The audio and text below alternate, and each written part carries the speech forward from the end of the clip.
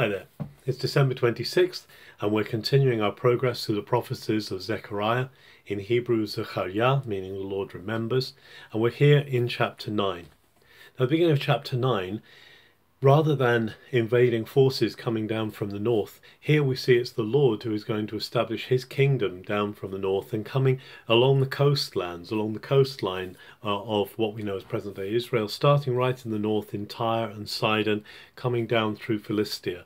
And the Lord is going to take these lands into his kingdom of righteousness. That when Israel and Judah are united again, there's an emphasis here on Israel and Judah coming back from their exile and being one kingdom.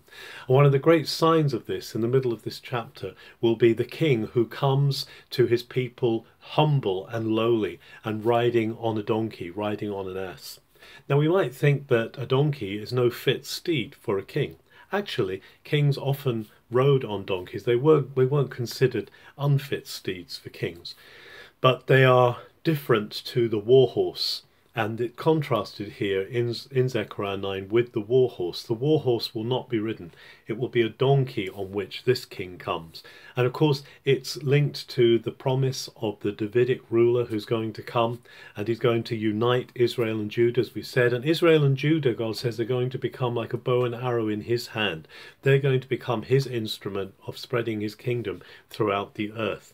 Not only that, but they're going to be like jewels in his hand. They're going to be restored to their place of covenant honour and covenant faithfulness, which God calls them to. We obviously see this much later established in Jesus, our Messiah, who rides into Jerusalem in fulfilment of this prophecy in Zechariah 9, humble and riding on a donkey, to cries of Hosanna, Hosanna, save us, rescue us, looking to him as the Son of David. And so the people would have been looking back to this promise in Zechariah when Jesus entered into Jerusalem. He still comes to us today. He still comes to us as king, but lowly and humble. He doesn't maraud his way into our lives, but he is the Lord of all.